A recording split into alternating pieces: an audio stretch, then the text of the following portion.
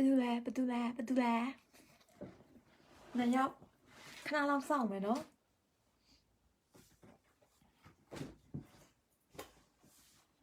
Hello, much is in Minglava. Kunaro, much is in the Gangnama. Holy, Turo, sit so ya gare is a real lobby. I'm a limb, much is in Givella. Mobile. Can I love lose song, no? A cool way who is a real lobby. Yama, sit. Anna the cool a poesia. Dola Nathan baby on Gata is a real lobby, no? Tura Sabio.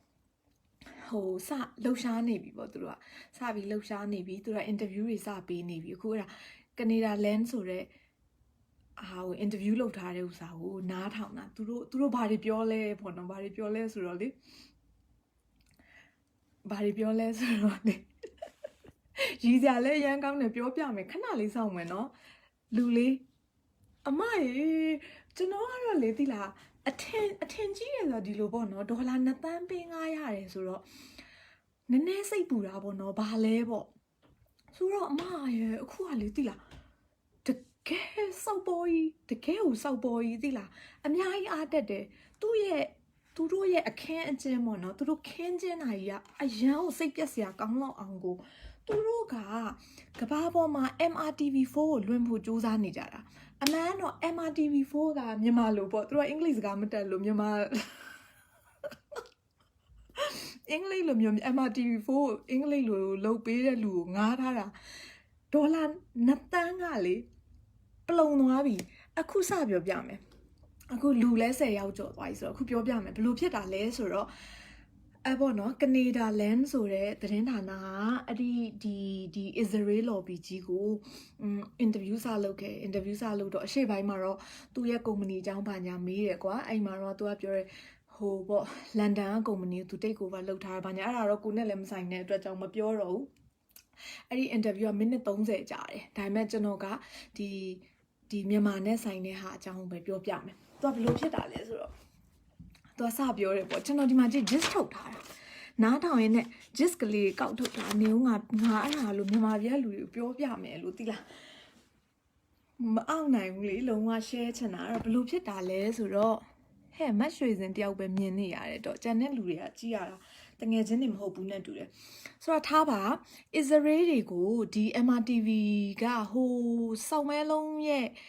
Ho sama Myanmar bono, to do ho sa ludolly. Dola Nathan being honest, I hope about it. General don't queen she represent, don't touch him tip about it, alumio, to got Piotare. Every year, MRTV clicked she aluvia, Piambiro, Jesu Pupio, Ari, Piambiro, who Piambiro downloads where up pip, Piambiro, Tain happy jazz and Matilla, Bajam lesuro. Ari Namelo, Babio lesuro, Dola Nathan, baby don't hope about it, General don't like it, percent. Natural name so bloody Matiba, Nimali him, who the Deman Bianjai, Jabunga melon gangly, melon nere, melon long nelu. I lugo, the Renhanariga. The lobby o dollar Nathan, being a case out, mire chima, do a how dare lupiore. Hi, Rashmi Andy. How dare the tone nine, general, don't queen she a person here, general tone to pure no. The interview ma, the lobby up, have your dollars or. ကျွန်တော်ပတ်စံမရသေးဘူးတဲ့။ဘာကြောင့်မရလဲဆိုတော့တဲ့။ဘာကြောင့်မရတာလဲဆိုတော့ဒီပတ်စံကတရားဝင်ကိုမဟုတ်တာ။သူတို့မှာတရားဝင်ပေးစရာပတ်စံနာအောင်မရှိဘူး။ဘယ်လောက်စိတ်ချမ်းသာဖို့ကောင်းတယ်လဲဆိုတော့ဒါ legitimacy ဟိုဘယ်လိုခေါ်မလဲဆိုတော့ sanction လုပ်ထားတယ် American ပြည်ထောင်စုက sanction လုပ်ထားတဲ့အပေါ်မှာအဲ့ဒီပတ်စံနဲ့ lobby ငါးခွဲမရှိဘူး။အဲ့ဒီအတွက်ကြောင့် Hi Nisha အမဒီမှာတစ်ချက်ပြောလိုက်အောင်မယ်နော်ဆိုတော့သူတို့ကလေပတ်စံတဲ့ကျွန်တော်အခုမရသေးပါဘူးတဲ့ကျွန်တော်ကတဲ့ဒီဟာပေါ့နော်ဒီစစ်တခိုးအဖွဲ့ကိုစစ်အာဏာခိုးတခိုးအဖွဲ့ကိုကျွန်တော်ကဒီ legitimate ဖြစ်သွားအောင်ကျွန်တော် lobby လုပ်ပြီးပြီဆိုလို့ရှိရင်သူတို့ရဲ့ပတ်စံကိုကျွန်တော်အဲ့ဒီအချိန်မှာရမှာပါတဲ့ဟုတ်ပြီနော်ဆိုခါကြတော့နောက်တစ်ခုကသူကဘာပြောလဲဆိုခါကြတော့လေသူကဘာပြောလဲဆိုတော့စိတ်ချရတဲ့ရမှာတဲ့ဒီ နိုင်ငံတကာကစစ်တပ်ကိုအထင်မှားနေတာတဲ့အဲ့ဒီအထင်မှားနေတဲ့ဟာကလေတဲ့စစ်တပ်ကတဲ့အာဏာသိမ်းတာလုံးဝမဟုတ်ဘူးတဲ့စစ်တပ်ကအာဏာသိမ်းတယ်ဆိုတဲ့စကားကိုလုံးဝမပြောပါနဲ့တဲ့ဟိုဘက်က interviewee ကဒီအာဏာသိမ်းတဲ့ကိစ္စလို့ပြောတဲ့အချိန်မှာဒီ lobby ကစစ်တပ်ကအာဏာသိမ်းတာမဟုတ်ဘူးနော်တဲ့အာဏာသိမ်းတယ်ဆိုတဲ့စကားကိုလုံးဝမပြောပါနဲ့တဲ့ဆိုတော့ဟုတ်ပြီတဲ့ကျွန်တော်မေးခွန်းနေသွားမယ်နော်ကျွန်တော်မေးမယ်တဲ့ခမားနံပါတ်1အချက်အနေနဲ့တဲ့သူတို့ကတဲ့အခုတဲ့တရားဝင်မှုမရှိဘူးတဲ့တကဘာလုံးကဒီစစ်အာဏာတခိုးအဖွဲ့ကို तू ကစစ်အာဏာလူအဖွဲ့လို့ပြောတဲ့အချိန်မှာဒီ lobby ကလုံးဝအပြောမခံဘူးစစ်အာဏာလူတာမဟုတ်ဘူးတဲ့မလူတယ်လို့မပြောနဲ့တဲ့ဟုတ်ပြီနော်ဆိုတော့ဒါဆိုရင်ကောင်းပြီတဲ့ legitimacy ပေါ့နော်သူရဲ့ legitimate ဖြစ်တဲ့အကြောင်းကိုခင်ဗျားဘလို့လုပ်ပေးမလဲတဲ့ဆိုတော့ legitimate ကဖြစ်ပြီးသားပဲလေဗျာတဲ့ဘာကြောင့်လဲဆိုတော့တဲ့သူတို့ကတဲ့ဒီနိုင်ငံကိုအုပ်ချုပ်ခဲ့တာတဲ့နှစ်ပေါင်းတစ်လောက်ကြာနေပြီသူတို့တက်တက်လုံးသူတို့ပဲအုပ်ချုပ်ခဲ့တာပဲတဲ့သူတို့ပဲတက်တက်လုံးအုပ်ချုပ်ခဲ့တာတဲ့သူတို့ကတဲ့အခုတဲ့ transform လုပ်မယ်ပေါ့ democracy အရွေ့ကိုတဲ့ကျွန်တော်ကကူညီပါပါတဲ့ဒီသူတို့ဟာတရားဝင်ကဖြစ်နေပြီးသားပဲတဲ့အခုတဲ့သူတို့ရဲ့ democracy အရွေ့ကိုတဲ့ကျွန်တော်တို့ကကူညီမှာတဲ့ပေါ့နော်နောက်ပြီးတော့တဲ့ကျွန်တော်ကတဲ့အားလုံးကိုတဲ့recommend လုပ်ချင်ပါတယ်တဲ့နိုင်ငံတကာအကုန်လုံးကိုတဲ့ဘလို့လုပ်ချင်တာလဲဆိုတော့ဒီ democracy အရွေ့မှာတဲ့ဒေါ်အောင်ဆန်းစုကြည်လုံးဝမပါသင့်တော့ပါဘူးတဲ့ဒေါ်အောင်ဆန်းစုကြည်ဆိုတာတဲ့လုံးဝမပါသင့်တော့ဘူးတဲ့ဒေါ်အောင်ဆန်းစုကြည်ကိုကျွန်တော်သိတယ်တဲ့1986ခုနှစ်တုန်းကလန်ဒန်မှာကျွန်တော်တွေ့ဖူးတယ်တဲ့သူကတဲ့သူမကတဲ့အရန်ကို racist ဖြစ်တာတဲ့သိလားဟုတ်ပြီနော်ကျမတို့ရဲ့ဒေါ်အောင်ဆန်းစုကြည်မြန်မာပြည်မှာသူမအုပ်ချုပ်တဲ့အချိန်တော့ကျမတို့ရဲ့ဒေါ်အောင်ဆန်းစုကြည်ကိုဘယ်လိုပြောလဲကလားမယားလို့ခေါ်ကြတယ်။ဘာကြောင့်လဲလူနည်းစုအရေးကိုအရန်ဦးစားပေးလို့ဆိုပြီးတော့ဒီစစ်ဘော်မတွေရဲ့ဖက်ကပဲလေနော်ကလားမယားကလားတွေကိုလှုပ်ကာကွယ်တယ်ဘာညာဆိုပြီးတော့အပြစ်ပြောကြတာလေအခုကြတော့မဟုတ်ဘူးသူမကရေးစစ်ဖြစ်သွားတယ်ရိုဟင်ဂျာတွေကိုလည်းသူမတတ်တာတဲ့သူတတ်တာတဲ့ပေါ့နော်နောက်ပြီးခါကျတော့ तू ကအရန်ရိုဟင်ဂျာတွေကိုတဲ့ तू ကတတ်တာတဲ့ဒီပေါ့ခမရတို့မေ့နေရလားတဲ့လွန်ခဲ့တဲ့2လကပဲတဲ့လွန်ခဲ့2လပဲရှိသေးတယ်2လအထိတဲ့တကဘာလုံးကတဲ့ဒီမိန်းမကိုတဲ့ဒီမိန်းမအောင်ဆန်းစုကြည်ဆိုတဲ့မိန်းမကိုတကဘာလုံးကတဲ့ရှုံချနေကြတာတဲ့ပေါ့နော်ရိုဟင်ဂျာအရေးနဲ့ပတ်သက်ပြီးတော့တကဘာလုံးက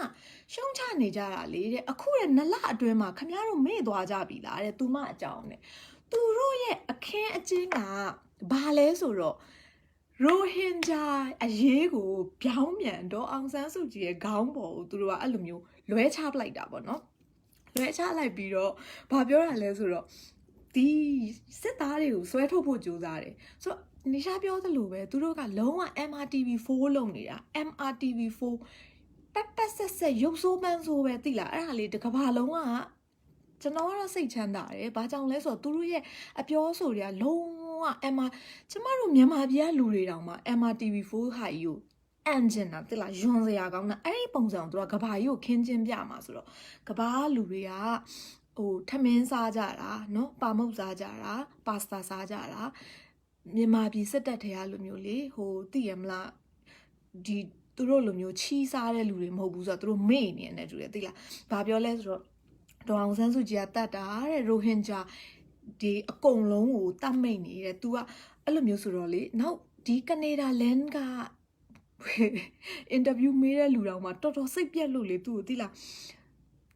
အရန်ကြီးရတယ်သိလားနားထောင်တဲ့အချိန်မှာပြီးရင် share လဲ share ပေးအောင်မယ်เนาะအဲ့ဒီဥစ္စာကိုလေအဲ့တော့အဲ့ဒါကြောင့်ねဒေါ်စုကိုလေတဲ့ Nobel Prize ပေးတဲ့အချိန်တုန်းကလေတဲ့ကျွန်တော်ကတဲ့အရန်အံ့ဩသွားတာတဲ့ဒေါ်စုကိုတဲ့ Canadian citizenship ပေါ့နော်ဒီ honorable citizenship တခုပေးတော့ကလေတဲ့အရန်အံ့ဩသွားတာတဲ့ကျွန်တော်ကတဲ့ဘလို့မှမရသင့်ဘူးတဲ့ तू ကတဲ့အဲ့လိုပြောတဲ့အချိန်မှာဒီ interview မေးတဲ့လူကဘာပြောလဲဆိုတော့ဟုတ်ပါတယ်တဲ့ तू ဒေါ်စုပေါ့နော်ဒီ lobby ရပဲပြောတာ sorry ဘာပြောလဲဆိုခမရတဲ့ဒီမိန်းမတဲ့သူ့ရဲ့အပြစ်ဒဏ်တွေကြောင့်ねသူ့ကိုတဲ့ ICJ ဆွဲခေါ်ခံခဲ့ရတာလေတဲ့ခမရတို့မေ့နေကြပြီလားတဲ့အဲ့လေဒေါ်စုဟာ ICJ မှာမင်းအောင်လိုင်းကိုတွားပြီးတော့ကာကွယ်တာတကဘာလုံးကသိတယ်မင်းအောင်လိုင်းကိုဘာလို့ကာကွယ်လဲ နေ့လက်ထဲမှာဒီလူတက်မှုနဲ့ပတ်သက်တဲ့ဒီစစ်တပ်ကိုနေ့လက်အောက်မှာမရှိဘူးဆိုတာတကဘာလုံးကသိတယ်ဒါပေမဲ့ဖြစ်သွားတာကိုထားဖြစ်သွားတဲ့အပေါ်မှာတော့မှနင်ကဘာကိစ္စကြောင့်ဘောနော်ဒီစစ်တပ်ဖက်ကိုရက်ရတာလဲဆိုပြီးလူတွေကစိတ်ဆိုးတာအဲ့ဒါကိုသူတို့ကအခုဘလို့ပြောင်းချလိုက်လဲဆိုတော့ဒေါ်စုကတတ်ခိုင်းတာဒေါ်စုကတတ်တာပါပေါ့နော်သူတို့လုံးဝမဟုတ်ပါဘူးတဲ့ဆိုခါကြတော့အဲ့ဒီမေးခွန်းမေးတဲ့လူကဘာပြောလဲဆိုတော့ဟုတ်ပါတယ်တဲ့ဒီဟုတ်ပါတယ်ဆိုတာကဒီ hate တရားရုံးမှာပတ်သက်ပြီးတော့ပေါ့လို့ဒေါ်စုကတော်တော့နာမည်ပြတ်သွားတယ်ပေါ့နော်သူ့ရဲ့ဒီငိမ့်ချမ်းရေး Nobel Prize နဲ့ဆုရှင်ဖြစ်ပြီးတော့သူ့ရဲ့ဂုဏ်သိက္ခာတွေမိန်ကျသွားတာတော့အမှန်ပါပဲပေါ့နော်ဒါပေမဲ့တဲ့သူတို့ကလည်းအဲ့လိုပြီးရောတွေလောက်ထားတာမှမဟုတ်တာတဲ့ဒါနဲ့ပတ်သက်ပြီးတော့ report တွေအကုန်လုံးရှိတယ်တဲ့ UN ကလည်းအားလုံးတေးသေးချာချာကွင်းစင်းပြီးတော့ကြည်ထားတာတွေရှိတယ်တရားရုံးမှာတရားစွဲတာကလည်းဒေါ်စုကိုစွဲတာမဟုတ်ဘူးမင်းအွန်လိုင်းကိုစွဲတာပေါ့နော်ဒေါ်စုကလာပြီးတော့ရှေ့နေလိုက်ပေးတာပေါ့ဆိုတော့ခမများတို့ကမေ့နေတာလားတဲ့အဲ့ဒါဘသူရဲ့လက်ထက်ဘသူအာဏာယူထားတဲ့လက်ထက်မှာဖြစ်ခဲ့တာလေတဲ့ဆိုတော့အဲ့လူကလည်းစိတ်ပြတ်တာပေါ့နော်သူကအဲ့လိုဒဲကြီးရှောက်ပြောနေခါကြတော့ကဲထားပါတော့တဲ့အခုကိစ္စကိုခဏဘေးချိတ်လိုက်မယ်တဲ့ကျွန်တော်တို့အခုကိစ္စပြောကြမယ်တဲ့ဒီအာဏာသိမ်းတဲ့အချိန်မှာတဲ့ရိုးပြည်သူလူထုတွေကိုပြစ်တက်နေတယ်လေတဲ့ပြည်သူလူထုတွေကိုပြစ်တက်နေတာပဲတဲ့အများကြီးရှိနေပြီတဲ့အဲ့တော့တဲ့ခမားတို့တဲ့ဘာပြောချင်လဲတဲ့အဲ့လိုပြောတဲ့အချိန်မှာလာပြီးနောက်တစ်ခွက်ကတရားဝင်သူကဘာပြောလဲဆိုတော့အဲ့ဒါစစ်တပ်မဟုတ်ဘူးတဲ့အဲ့ဒါရဲတွေနော်တဲ့လူထုကိုပြစ်တက်နေတာနှိပ်စက်နေတာရဲတွေနော်တဲ့ရဲနဲ့စစ်သားဟာမတူဘူးတဲ့ရဲတွေမှာတာဝန်ရှိတယ်စစ်သားတွေလုပ်နေတာလုံးဝမဟုတ်ဘူးတဲ့ကျမရဲ့ live ကိုကြည့်နေတဲ့လူတွေဟာရဲရှိရင်တော့၎င်းရဲနဲ့ပတ်သက်တဲ့လူရှိရင်တော့၎င်းကိုယ်အတိမှာရဲရှိရင်တော့၎င်းပြောပြကြစမ်းမှာသူတို့တွေကဒဲရဲတွေကိုဒဲကြီးထိုးကျွေးနေတာเนาะ internationally အကယ်၍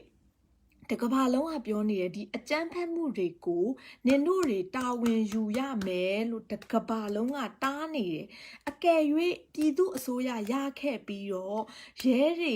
ပြည်သူအစိုးရရခဲ့ပြီးကဘာကတရားစွဲမယ်ဆိုရင်ကျိုးစင်တက်ရမှာကရဲမှုတွေဖြစ်ပါတယ်เนาะသူတို့ကဒဲကြီးကိုစစ်သားတွေလုံးဝမလုပ်နေဘူးဒီကိစ္စကိုရဲတွေလုပ်နေတာစစ်သားနဲ့ရဲဟာမတူညီတဲ့ဘာခေါ်မလဲဆိုတော့လက်နက်ကင်နှစ်ဖွဲ့လုံးဝမတူဘူးဆိုတာကိုမမေ့ကြပါနဲ့တဲ့အဲ့လိုမျိုးပြောရနော်ဒဲထိုးကြွေးတာရဲတွေစောက်ယူးလုပ်ပြီးတော့ဒီအချိန်မှာဘာပဲဖြစ်ဖြစ် CDM ဝင်ကြပါဒီအချိန်မှာ CDM မဝင်ခွေးသေးဝက်သေးသေးရမယ့်လူတွေကရဲတွေဖြစ်သွားပါလိမ့်မယ်အခုလုံနေတဲ့စစ်သားတွေအကုန်လုံးကလည်းရဲဝတ်စုံတွေဝတ်ပြီးတော့လုံနေကြတာအဲ့တော့သူတို့ဟာအမိန့်ပေးတဲ့လူကလည်းရဲအမိန့်ဆိုပြီးတော့ပဲလာပါလိမ့်မယ်အချိန်မီ CDM ဝင်ကြပါမဟုတ်ရင်ခွေးဖြစ်တော့မယ်ရဲခွေးသေးဝက်သေးသေးတော့မယ်နော်အခုလုံနေတာဟာရဲဖြစ်ကောင်းဖြစ်မယ်စစ်သားဖြစ်ကောင်းဖြစ်မယ်ဒါပေမဲ့ကိုကမလုတ်ပဲနဲ့ဒါမလုတ်ပဲနဲ့ဒါထိုးကြွေးခံရမယ်ဆိုရင်အဲ့ဒါသေဖို့တာပြင်ထားရဲတွေဟုတ်ပြီနော်ဒီဟာကို तू ကပြက်တပြောသွားပြီးရဲတွေပါတဲ့စစ်သားတွေလုံးဝမဟုတ်ဘူးတဲ့ရဲနဲ့စစ်သားဆိုတာတဲ့မတူညီတဲ့လက်နက်ကင်နှစ်ဖွဲ့ပါတဲ့ဒါကိုခမားတို့ခေါင်းထဲမှာထည့်ထားပါတဲ့ဟုတ်ပြီနော်ဟုတ်ပြီနောက်ပြီးခါကျတော့နောက်ထပ်ဘာပြောလဲဆိုတော့ဒီမှာတဲ့နောက်တစ်ခုပြောပြမယ်ဗျာတဲ့စစ်တပ်ကမြန်မာပြည်ကိုအုပ်ချုပ်လာတာကြာလာပြီတဲ့မြန်မာပြည်ကိုတဲ့သူတို့ဟာတဲ့ငိမ့်ချမ်းအောင်ထားနိုင်ခဲ့တယ်တဲ့အဲ့အချိန်မှာတဲ့သူတို့ကတဲ့ဒီမိုကရေစီဆိုပြီးခဏလေးရွေ့ပေးလိုက်တဲ့အချိန်မှာတဲ့သူတို့ကတဲ့ဒေါ်အောင်ဆန်းစုကြည်ကိုပေးလိုက်တာမားသွားတယ်တဲ့ဟုတ်ပြီဒေါ်အောင်ဆန်းစုကြည်ကိုပေးလိုက်တာမားသွားတယ်ဒေါ်အောင်ဆန်းစုကြည်ကညံ့ပြင်းတဲ့မြန်မာနိုင်ငံဒေါ်အောင်ဆန်းစုကြည်က failure ကြီးဖြစ်တယ် failure ဆိုတော့လေသူလောက်ကင်မှုတွေအကုန်လုံးကမားရွံ့နေတယ်ပေါ့နော်ဒေါ်အောင်ဆန်းစုကြည်က failure ကြီးပါတယ်ဟုတ်ပြီအဲ့တော့လေနောက်ထပ်သူကဘာပြန်ပြောလဲဆိုတော့ဟုတ်ပြီတဲ့ဒါဆိုလို့ရှိရင်ခမားတဲ့ US ကလူတွေကတဲ့ခမားဘယ်လိုထင်လဲတဲ့ US က United States of America ကတဲ့စစ်ခေါင်းဆောင်10ယောက်ကိုတဲ့စစ်ခေါင်းဆောင်10ယောက်ကိုเนาะနောက်ပြီးတော့သူတို့ရဲ့ကုမ္ပဏီကြီး3ခုကိုလုံးဝ တရားရေးယူထားတယ်ဒါကိုခမားဘယ်လိုလုပ်လဲဒါကိုလဲတဲ့ကျွန်တော်ကတဲ့ပြန်ပြောင်းပေးအောင်ကြိုးစားမှာပါတဲ့ဒါတဲ့ပြန်ပြောင်းသွားမှာပါတဲ့ဟုတ်ပြီနော်ဒီဥစ္စာကတဲ့ရေရှည်မဟုတ်ပါဘူးတဲ့ဒီ legitimacy လဲပြန်ရမယ်တဲ့ပြီးတော့ကျွန်တော်ကတဲ့ဒီဟာမားနေတဲ့ US sanction ကိုလဲကျွန်တော်ရအောင်ပြန်ဖယ်ပေးမယ်တဲ့အခုကတဲ့သူတို့တွေကမသိလို့ပေါ့နော်ဒီလူတွေဒီစစ်သားတွေဘလောက်ကောင်းလဲသူက general တို့အုပ်စုလို့ထဲပြောတယ်သိလားအဲ့တော့ဒီကောင်တွေဘလောက်ကောင်းလဲဆိုသူတို့မသိလို့တဲ့သိလို့ရှိရင်လည်းပြန်ပြီးအဆင်ပြေသွားလိုက်မယ်နောက်ပြီးတော့တဲ့စစ်တပ်ကတဲ့အမေရိကကိုတဲ့အမေရိကန်နဲ့စစ်တပ်ကအဆင်ပြေသွားမှာပါတဲ့စစ်တပ်ကတဲ့အမေရိကကိုတဲ့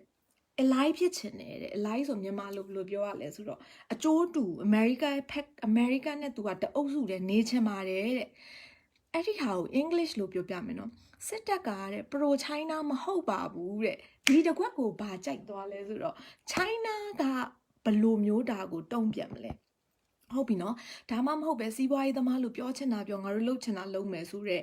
အဆင့်အတန်းမရှိတဲ့ဂုံတိတ်ခါမရှိ China ကလည်းအကယ်၍အဆင့်အတန်းမရှိအောက်တန်းသားဆိုရင်တော့တစ်မျိုးပေါ့နော်အကယ်၍ China မှာနည်းနည်းလေးအဆင့်အတန်းရှိတယ်ဆိုရင်ကိုဒါကတော်တော်ပေါက်စရာကောင်းနေပြီတောက်လျှောက်သူ့ကိုကာကွယ်ထားပေးတာတော့မှ तू ကလုံးဝဂယုမဆိုင်ပင်နဲ့ဗာပြောလဲဆိုတော့ China နဲ့သူတို့ကမပေါင်းချင်ဘူးတဲ့သူတို့က America နဲ့ပေါင်းချင်တယ်သူတို့က Pro Western ဖြစ်ပါတယ်တဲ့အေးဟုတ်တယ်မဟာမိတ်မောင်လေးကောင်းမြတ်ဦးကျေးဇူးပါဆိုတော့သူတို့ကတဲ့ China နဲ့သူတို့က Pro China မဟုတ်ဘူးတဲ့သူတို့က Pro Western ဟုတ်တယ်အနောက်နိုင်ငံတွေနဲ့ तू ကမဟာမိတ်လုပ်ချင်တာတဲ့အဲ့ဒါတွေကိုအသေးသဘောကျနေတာဒီ lobby ကိုနှစ်သန်းပေးငါပြီးမှလေဘင်းမှာကြိုးကွင်းကတော့ငကွင်းကလေးရှိပြီလားနောက်တကွင်းထပ်ပတ်တာသူတို့ကနောက်တကွင်းထပ်ပတ်တာတရုတ်ကြီးကိုသူတို့ကတဲ့ပြောတာငါတို့ကတရုတ်ရဲ့လက်အောက်ခံလည်းမဖြစ်ချင်ဘူးနဲ့တရုတ်စကားကိုလည်းငါတို့ကနားမထောင်ချင်ဘူးသူတို့ကနားမထောင်ချင်ဘူးတဲ့အရင်စိတ်ညစ်သွားတို့ကတော့လေမဟုတ်စိတ်ညစ်တာလေတကယ်ကို MRTV4 ကြီးစံ MRTV စံနေခါကြောလေ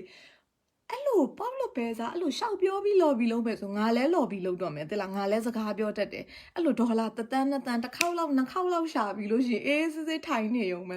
ထားပါအဲ့တော့ interview သမားကဘာပြောလဲဆိုတော့လေကောင်းပြီတဲ့ဒါဆိုရင်ခမားပြောတဲ့ဟာတွေကတဲ့ခမားပြောတဲ့အခုတဲ့သူကဂျားထဲမှာပြောတယ်ဒါဆိုရင်နဲ့ခမားကတဲ့ရိုဟင်ဂျာကိစ္စနဲ့ပတ်သက်ပြီးတော့တဲ့ဟုတ်ပါညီမလေးတွေ့စင်မင်းစိတ်တွေပြက်လိုက်တာရိုဟင်ဂျာကိစ္စနဲ့ပတ်သက်ပြီးတော့တဲ့ခမားကတဲ့ဒေါ်စုကိုတရက်ခံလို့ပြောတာနော်တဲ့ဆိုတော့အဲ့လူကဟုတ်တယ်တဲ့ဆိုကြဆိုတော့ဒီဘာခေါ်လဲဆိုတော့ဒီ interview မေးတဲ့လူကလေCanada land လို့ပြောမယ်နော် Canada land ကဘာပြောလဲ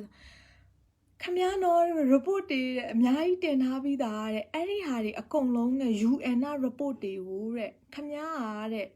နောက်ပြီးတော့တဲ့သတင်းထောက်တွေလည်းအများကြီးတဲ့အားလုံးထိတ်တိုက် report တွေရေးထားတာသူတို့ရှောက်လုပ်ထားတာမဟုတ်ဘူးတဲ့ခမည်းကအဲ့ report တွေအကုန်လုံးကို facts တွေပေါ့နော်ရှိထားပြီးသား facts တွေကိုတဲ့ခမည်းခြေဖြတ်ရမှာနော်တဲ့ခြေဖြတ်ပြရမှာတဲ့ခမည်းအဲ့ဟာတွေကိုတဲ့လုံနိုင်မယ်လို့ထင်သလားတဲ့ဆိုတော့ဟုတ်တယ်တဲ့ဒါတွေကတဲ့အစတုန်းကတည်းကပေါ့နော်ဒီ false narrative တွေပေါ့သူတို့ကချထားပေးတာတဲ့ကျွန်တော်အခုတဲ့ right narrative ပေါ့နော်ပြန်ပြီးတော့လုပ်ပေးမှာတဲ့အခုလေကျွန်တော်တို့လုပ်ငန်းတွေစနေပါပြီတဲ့ကျွန်တော်ရဲ့အခုဒီ lobby ကိစ္စကိုလည်းကျွန်တော်အခုတဲ့ခမားတဲ့မြန်မာပြည်နဲ့အဲ့ဒီစစ်တခိုးအဖွဲ့ကိုပေါ့နော်ဒီတခိုးအဖွဲ့ကိုခမားကဘယ်လိုမျိုး lobby လုပ်ပြီးမှလဲပေါ့နော်ဆိုတော့ကျွန်တော်ရဲ့ media တွေကနေတဆင့်သွားမယ်တဲ့အခုတဲ့ media တွေခမားနဲ့ interview တလို့ပဲကျွန်တော် media တွေကို interview ပေးမယ်တဲ့အဲ့ဒီမှာတဲ့သူတို့ရဲ့အမှန်တရားတွေကိုကျွန်တော်ဖော်ထုတ်မယ်တဲ့အခုတဲ့နိုင်ငံတွေကတဲ့အမှန်တရားကိုမသိလို့တဲ့နိုင်ငံတွေကလေဟိုတကဘာလုံးကလူတွေကလေချီးစားနေတဲ့လူဆိုတော့လေသိရမလားအစအဆုံးဘာမှမသိဘူးအခုသူ့ဒေါ်လာ2 သန်းယူပြီးမှအော်ပါညီမလေးနန်းနုရေအမတော့လေဘယ်လိုမျိုး feeling လဲသိလားမီးစားတစ်ဖက်ရေမုတ်တစ်ဖက်ဆိုတာလေဒေါသကထွက်အားရချင်တာအဲ့ lobby ကိုနောက်ပြီးခါကျတော့အဲ့လိုမျိုးမရိုက်လို့မရဘူးတစ်ဖက်ကနေလဲလေသူစောက်တလွဲပြောနေတာတွေရီချင်ပြီးတော့ဒီပုံစံနဲ့ကတော့နားလိုက်ပါတော့အကယ်၍သူတို့ကဒီမှာအခုအကယ်၍အဲ့လူကဒေါ်လာ2 သန်းယူထားတယ်ဆိုလို့ရှိရင် तू ကလည်းဥပဒေချိုးဖောက်မှုပဲအကယ်၍အဲ့ပတ်စံအခြေချေပြီးပြီဆိုတဲ့ဟာတာပတ်စံပေါ့နော်သူ့လက်ထဲမှာပတ်စံခြေပြီးပြီဆိုတဲ့သတင်းသာတယောက်ကဖော်နိုင်လို့ရှိရင်ဒီ lobby ပါထောင်ကြမှာ ဒါ तू ကဥပဒေချိုးဖောက်မှုပဲ तू ပတ်စံယူခွင့်လုံးဝမရှိဘူးဟုတ်ပြီနော်အခုက तू တို့ပြောနေတာပါလဲဆိုဒီအစိုးရ legitimate ဖြစ်သွားတဲ့အချိန်မှာ तू ပတ်စံယူမှာပါပေါ့လေဆိုခါကြစိတ်တင်ညစ်လိုက်တာထားပါတော့ဆိုတော့မီဒီယာကနေတဲ့ तू ကပြောမယ်တဲ့ကဲ number 1 လာပြီအခု UAE နဲ့စကားပြောပြီးပြီတဲ့ UAE ကကျွန်တော်တို့ဘက်မှာရှိပါတယ်တဲ့နော်စကားကို तू ဘယ်လိုပြောတာလဲတော့မသိဘူး UAE ကတဲ့ရိုဟင်ဂျာတွေကိုတဲ့အိမ်ပြန်ခေါ်ဖို့တဲ့အော်နောက်ပြီးတော့ sorry ကြံသွားလို့တိလား तू ကဒဲဘာပြောရလဲဆိုဒေါ်စုကတဲ့ရိုဟင်ဂျာတွေကိုလူမျိုးသုံးတပ်ဖြတ်ချင်တာတဲ့အားလုံး get rid လုပ်ချင်တယ်တဲ့ဒီ general တွေကတဲ့ပြန်ခေါ်သွင်းချင်တာတဲ့အဲ့ဒီချိန်မှာငါတို့ပြည်သူတွေဟာအမြဲတမ်းဒေါ်စုလည်းအမြဲတမ်းလူနည်းစုကိုကာကွယ်တယ်ငါတို့ပြည်သူတွေကလည်းလူနည်းစုကိုအမြဲတမ်းကာကွယ်တဲ့အပေါ်မှာနင်တို့စစ်ဘောမတွေကဒေါ်စုကိုမုန်းခဲ့ကြတယ်နော်အခုနင်တို့ရဲ့စစ်သားတွေပဲဗာပြောနေရလဲဆိုတော့ဒီရိုဟင်ဂျာအကုန်လုံးကိုအိမ်ပြန်ခေါ်မှာပါတဲ့သူတို့ကပြန်ခေါ်မဲ့လူပေါ့နော်ဒီပြဿနာရိုဟင်ဂျာတွေကအရန်ကြောက်နေရနော်မြန်မာပြည်မလာချင်ဘူးဒီစစ်သားတွေကိုသူတို့ကအရန်ကြောက်တာအဲ့တော့ဒီ camp တွေမှာလေတနာပါတယ်သူတို့မှာမြန်မာပြည်ပြန်ဖို့မအောင်ကြောက်နေကြတာသိလားဒီမှာအမြဲတမ်းသတင်းကြည့်နေလို့ရှိရင်ရိုဟင်ဂျာတွေကတခုခုဆိုအခုဆိုမြန်မာပြည်ပြန်ဖို့ခံရမှာအသေးကြောက်ရှာတာကြောက်မှာပေါ့ဒီကိုယ့်ရဲ့မြန်မာလူမျိုးတောင်မှတကဘာလုံးကြည့်နေတဲ့ကြားထဲမှာခွေးလိုဝက်လိုတတ်နေတာသူတို့ကိုအခုလာပါလို့ပြောပြီးရင်ပြန်တတ်မှာပေါ့သူတို့ကလာရဲပါမလားနော်ဆိုတော့ထားပါအဲ့တော့သူတို့ကနည်းနည်းအနည်းဆုံးဘောမတွေကလည်းကိုမထားတဲ့ဘောလေးကိုပြန်ကြည့်အောင်ဟုတ်ပြီလားအဲ့တော့အဲ့ဘောကြီးကနင်တို့ကတကယ်ကြီးကိုဘာကြီးလဲနင်တို့ပြောတဲ့အမျိုးဘာသာသာသနာဆိုတာကမင်းအောင်လိုင်ရဲ့သာသနာမျိုးလားဟဟလားဆိုတော့အမေစုတုံးကရိုဟင်ဂျာတွေကိုပြဿနာရှာလဲနင်တို့ပဲအခုအဲ့ဒါပဲပြောတာပေါ့ညီမလေးရဲ့တတ်မှာပဲဆိုတော့ဘယ်သူမှမလာချင်ဘူးဆိုတော့ထားပါတော့ဒီရိုဟင်ဂျာတွေကိုတွားပြီး interview လုပ်လိုက်လို့ရတယ်သိလားနော်ဒီရိုဟင်ဂျာတွေကိုဒုက္ခပေးနေတာကဒေါ်စုအာနာဟာ9နှစ်ပဲရတာဟုတ်ပြီနော်ရိုဟင်ဂျာတွေကိုရှေးပဝေသနီခဲ့သူတို့ဒုက္ခပေးနေခဲ့ကြတာအမျိုးမျိုးဆိုတော့စောက်ယူစကားတွေပြောတာသူတို့ကပြောလို့ရမယ်လို့ထင်တာကိုလုံးဝကိုအံ့ဩတယ်ကဲထားပါတော့ तू ကဘာပြောလဲဆိုတော့နောက်တစ်ချက်ရည်စရာပြောပြမယ် तू ကဘာပြောလဲဆိုတော့ UAE ကတဲ့ရိုဟင်ဂျာတွေကိုအိမ်ပြန်ခေါ်ဖို့ fund တွေအကုန်ထုတ်ပေးမယ်တဲ့ UAE နဲ့ကျွန်တော်စကားပြောပြီးပြီတဲ့အဲ့ဒါလက်ခံတယ် UAE ကရိုဟင်ဂျာတွေကိုအိမ်ပြန်မယ်ငွေလိုတယ်ဆိုရင်ထောက်ပံ့မှာပေါ့ UAE ကငကွင်းကအရန်ချမ်းသာတဲ့နိုင်ငံပြီးရင်ကိုယ့်ရဲ့အစ္စလာမ်တွေကိုအရန်ကြည့်တာလေအဲ့တော့ तू ကထောက်ပံ့မှာပဲအဲ့ဒါဟာစစ်အစိုးရကိုလက်ခံတာမဟုတ်ဘူးဒါပေမဲ့ तू အဲ့ဒါကိုစကားကိုနှခွားဖြစ်အောင်ပြောသွားတယ်เนาะထားလိုက်ပါတော့နောက်ပြီးရင်ဘာပြောလဲဆိုနောက်တစ်ခုရှိသေးတယ် Israel တဲ့ Israel ကလည်းတဲ့ဒီဘုံမူးတွေနဲ့တဲ့အရန်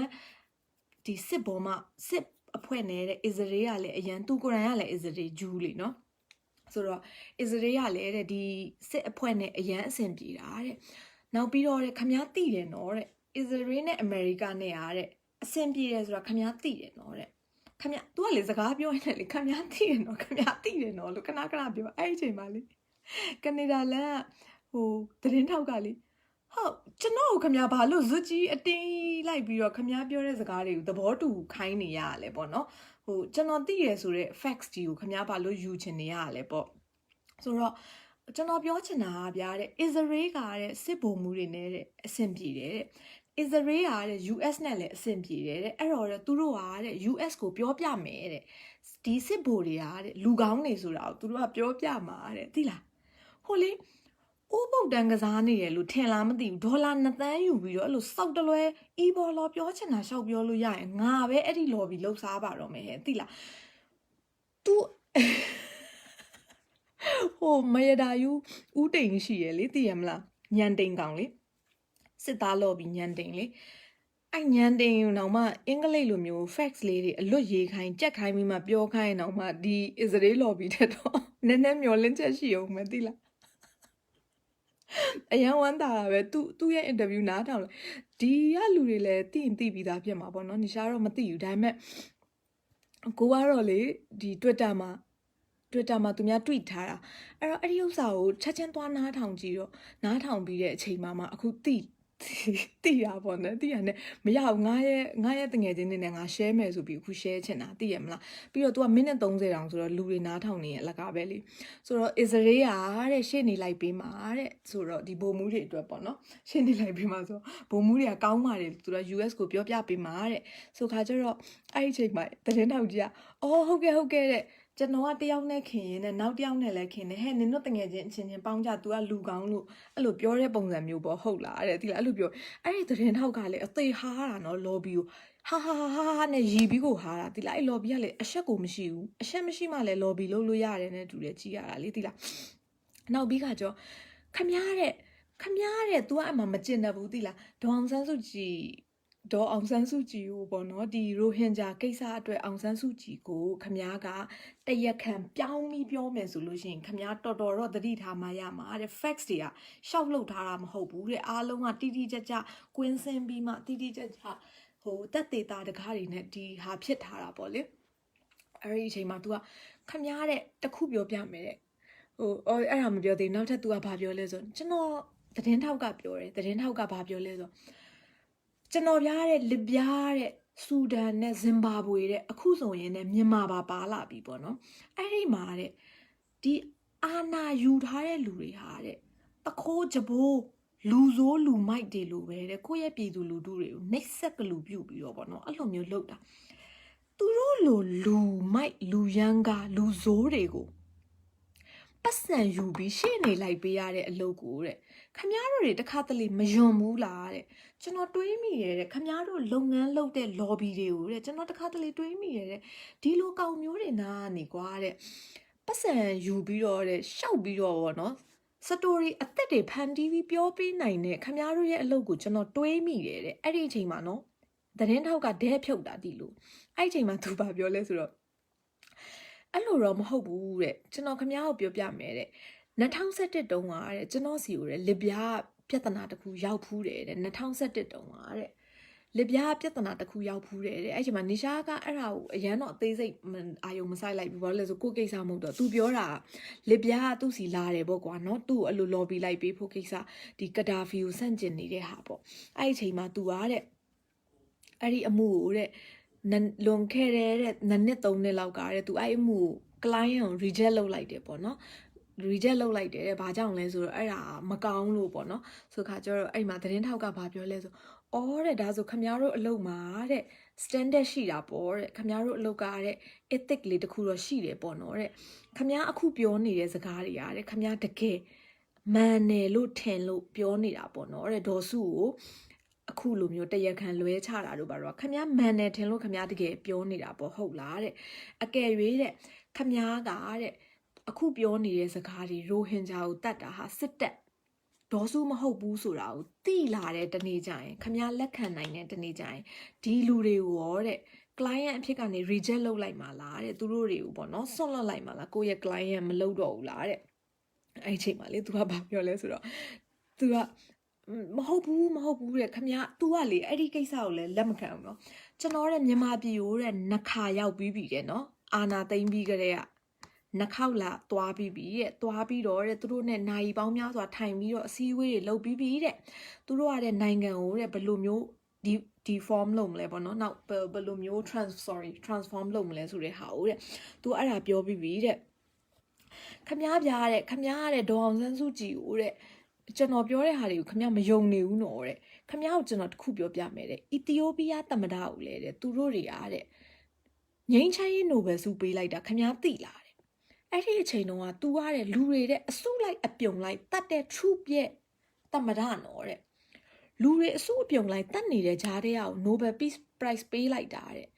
ဆိုတော့အဲ့ဒီအချိန်မှာသတင်းထောက်ကသူ့ကိုဘိုင်းပြောနေပြီစက်မပြောချင်တော့ဆို तू ကလေမဟုတ်ဘူးတဲ့ကျွန်တော်တဲ့အဲ့ဟာတဲ့အဲ့ဒီဥစ္စာကိုတဲ့ကျွန်တော်ပေါ့နော်ဟိုဒီဟာတဲ့အဲ့ဒီတော့ကလည်းအီသီယိုးပီးယားအစိုးရအီသီယိုးပီးယားလူတက်ကောင် Nobel Peace ပေးလိုက်တော့ကလည်းတဲ့တကဘာလုံးကအထင်လွဲကြတာတဲ့ကျွန်တော်တို့ပဲအဖြစ်မှန်သိတာတဲ့ तू ကပြောချင်တာဒေါအောင်ဆန်းစုကြည်ကလည်း Nobel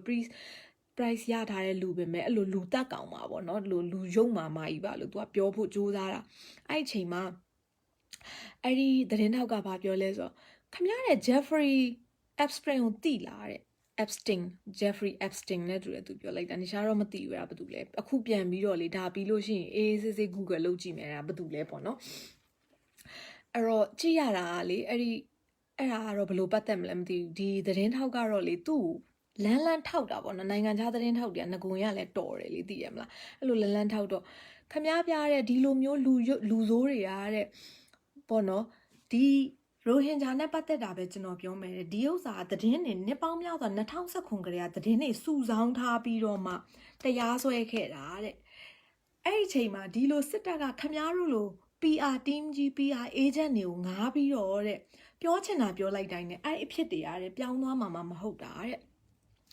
ခမားတို့ကဇလန်းအစ်စ်ပြောအခုလဲတဲ့စစ်အာဏာသိမ်းတာစစ်အာဏာလူတာတကဘာလုံးကတိနေတာဟိုတဲ့ခမားတို့ no တဲ့ကျွန်တော်တို့ကတဲ့ PR agent တွေမဟုတ်ဘူးနော်တဲ့အဲ့လေနောက်ပြီးတော့ဘာပြော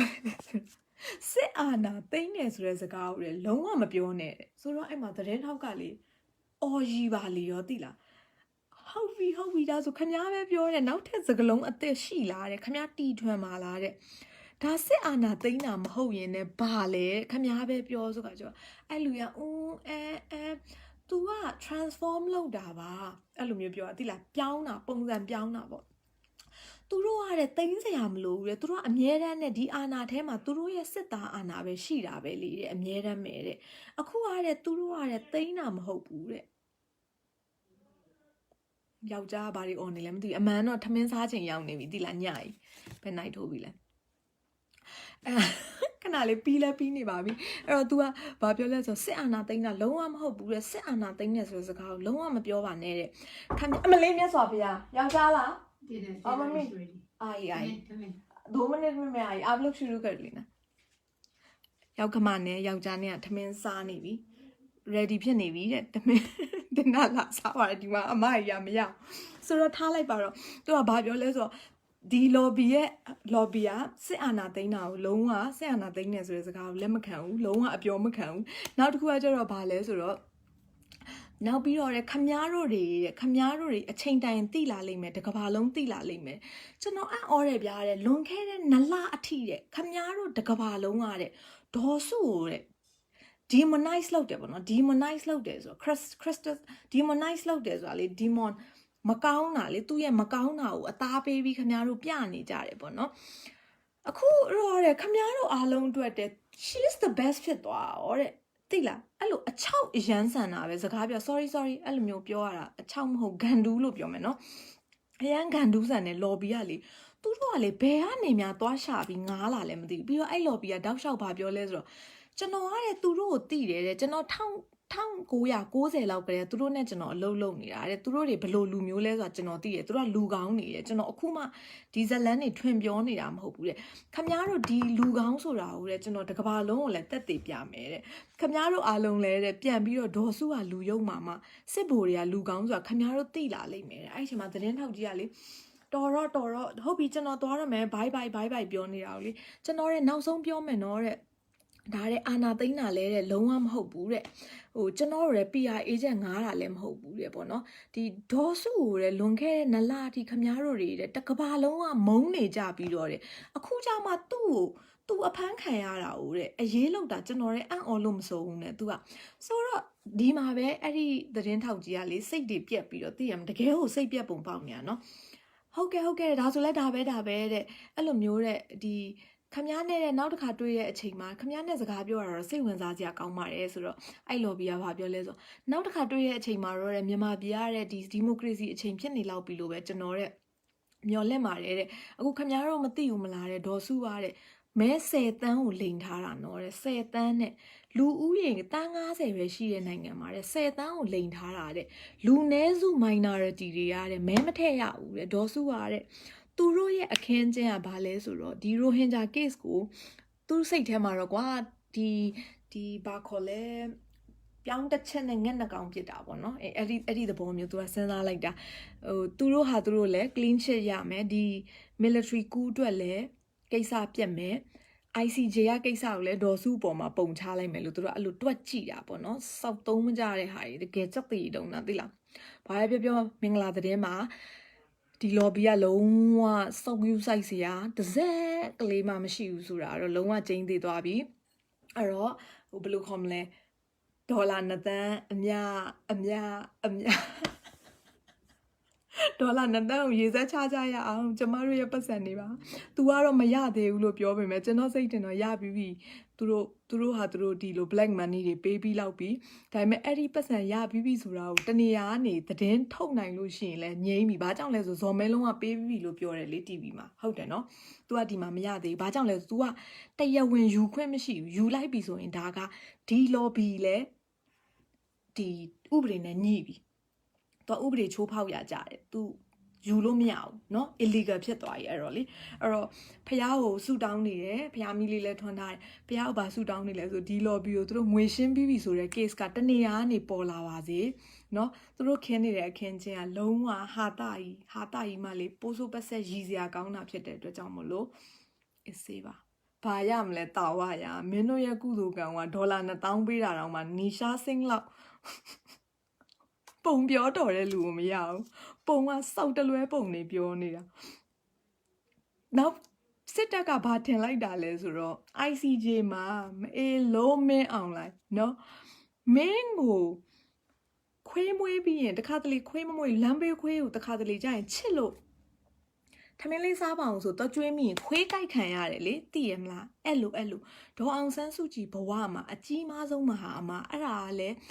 तू ကမြန်မာပြည်သူတွေအတွက်လှုပ်ပေးခဲ့ရတာသူတို့ရှေ့နေလိုက်တော့သူ့စိတ်ထဲမှာရှေ့နေလိုက်တော့ဒေါအောင်ဆန်းစုကြည်ကိုလူတွေကစိတ်ဆိုးကြတယ်တကဘာလုံးမှာသူ့ခမနာမည်ပြတ်တယ်နော်လူတိုင်းမဲ့သူ့အဲ့ဒါကို तू ကဂွင်ယူပြီးမှဒီအချိန်စစ်အာဏာသိမ်းလိုက်ရင်လေဘသူမှစောက်ဖက်မလုပ်ဘူးလို့ तू ကတွက်လိုက်တာဒေါအောင်ဆန်းစုကြည်ရဲ့ popularity ကျနေတယ်လို့ तू ကတွက်လိုက်တာအဲ့ဒီအချိန်မှာအမားကြီးမားတာပဲဒေါအောင်ဆန်းစုကြည်ကိုလူတွေစိတ်ဆိုးကောင်းဆိုးမယ်ဒါပေမဲ့နင်တို့ကအောင်ဆန်းစုကြည်ပါတဲ့ချီးထက်ယွန်စရာကောင်းတယ်ဆိုတာသူများတွေကသိတယ်။ဒေါ်အောင်ဆန်းစုကြည်နဲ့နင်တို့စစ်တပ်နဲ့ကရှင်စရာအကြောင်းကိုမရှိတာ။နင်တို့စစ်တပ်တင်နဲ့ဒေါ်အောင်ဆန်းစုကြည်နဲ့ကဘယ်နာမှရှင်စရာအကြောင်းမရှိတာ။တကယ်ယွန်စရာကလေအမေစုရဲ့ချီးထက်ကိုနင်တို့ကယွန်စရာကောင်းတယ်။လူတွေကကြည်ဆိုလို့ရှိရင်သူ့ချီးပဲငါတို့ကကြည်အောင်မှာနင်တို့စောက်ခွက်ကသူ့ချီထက်တောင်ယွန်စရာကောင်းတယ်အဲ့တော့ဒေါအောင်ဆန်းစုကြည်နဲ့ကတော့လုံးဝကိုဟာနဲ့ကိုမရှင်လိုက်ပါနဲ့ကဘာမှာဒေါအောင်ဆန်းစုကြည်ကိုအားပေးတဲ့လူနည်းနေပြီလို့ထင်ပြီးနင်တို့ကငါတို့နိုင်ငံကိုလာပြီးတော့အာဏာသိမ်းပြီးတော့ပြည်သူလူထုငါတို့ပြည်သူလူထုစောင့်ကြည့်မဆိုင်ဘူးလို့နင်တို့ကလှုပ်တာပေါ့ဟုတ်လားဟမ်ပြည်သူလူထုအော်ချင်တဲ့လောက်အော်ကဘာမှာဒေါအောင်ဆန်းစုကြည်ကလူတိုင်းစောင့်မြင်ကတ်နေပြီဒီမိန်းမကိုเนาะစောင့်မြင်ကတ်တာနင်တို့မအေလို့မင်းအောင်လိုက်ကျိုးစင်တက်ရမှာကိုကဲပေးလို့စောင့်မြင်ကတ်တာเนาะဘသူကတရခံလဲဆိုတာတကဘာလုံးသိတယ်တရခံကိုကာကွယ်လို့စောင့်မြင်ကတ်တာဟုတ်ပြီเนาะဥပဒေမှာလဲတရခံကိုကာကွယ်ပေးတဲ့လူတော့ကာကွယ်ပေးတယ်ဆိုတော့ကာကွယ်မပေးရဘူးဆိုတာရှိတယ်ဒါကို तू ကကာကွယ်ပေးလို့လူတွေသူ့ကိုမုန်းကြတာအဲ့တော့အဲ့ဒီအတွက်နင်တို့ကိုချစ်နေရလို့များထင်နေရလားဟမ်တကယ်ပဲသိလားတော်တော်ကိုစိတ်ပြက်စရာကောင်းတာပဲမင်းအောင်လိုက်ရဲ့နင်တို့မင်းအောင်လိုက်ကစာတက်တယ်လို့ကြားဘူးထားတာနော်ဟိုဘယ်လိုခေါ်မလဲတန်းရွှေ၄တန်းမအောင်ဆိုတဲ့တန်းရွှေလောက်ကိုစောက်သုံးမကြအောင်နင်းရလေတော်ကိုတေတွင်ကိုဒူးတဲ့ကောင်အခုပိုတေဖို့သာပြင်ထားတကဘာလုံးကသတင်းတွေစုဆောင်ပြီး ICJ မှာအမှုတင်ထားတဲ့ဟာတော့နင်တို့ကလိန်စင်လို့ပြောချင်သေးတယ်ဟလားစုတောင်းဒါမှမဟုတ်စုတောင်းရင်လည်းနင်တို့နတ်ကောဖျားဟောကူမှာမဟုတ်ဖုံရှူလိုက်ဟုတ်ပြီလားအဲ့တော့အားလုံးကိုဒီနေ့ကတော့စိတ်ချမ်းသာတယ်ဒါပြီးရင် Facebook ကိုမစစ်တော့ဘူးအိတ်တော့မှာဟုတ်ပြီနော်အဲ့တော့အခုပဲနိုင်ထိုးပြီလဲဆိုအခုကဟိုဟာရှိနေပြီ Oh my god ည9နိုင်ထိုးနေပြီညစာမစားသေးဘူးရောက်ခမနဲ့ယောက်ျားနဲ့ကစားနေပြီအဲ့တော့ကျမလည်းသွားတော့မယ်အားလုံးပဲမင်္ဂလာပါဒီနေ့ကတော့မင်္ဂလာပါလို့နှုတ်ဆက်ပြီးတော့တက်တာပြောချင်တယ်ဒီဆောက်ယူရဲ့အင်တာဗျူးနားထောင်လိုက်ပြီးမှလူကစိတ်အားရတက်ကြွလာအပေါ်အထိပဲအရေးတော်ပုံအောင်ရမည်ဟုတ်ပြီနော်အများကြီးတမာဒေဝနတ်ကောင်းတဲ့မြတ်တရားအားလုံးကိုယ့်ဖက်မှာရှိရယ်ဓမ္မဖက်မှာအမြဲတမ်းရက်တည်ရယ်ဓမ္မပဲအမြဲတမ်းနိုင်ရမယ် justice will prevail တတာ အရန်စိတ်ချမ်းသာသွားပြီအခုထမင်းအများကြီးသွားစားတော့မယ်အားလုံးလွမ်းနေနော်ဒါနဲ့စကားမဆက်လူတွေနဲ့စကားမပြောလိုက်ရဘူးအရန်ရှိသွားမှာဆိုလို့တတာသတင်းကောင်းနေနဲ့ပဲပြန်ဆောင်ကြမယ်နော်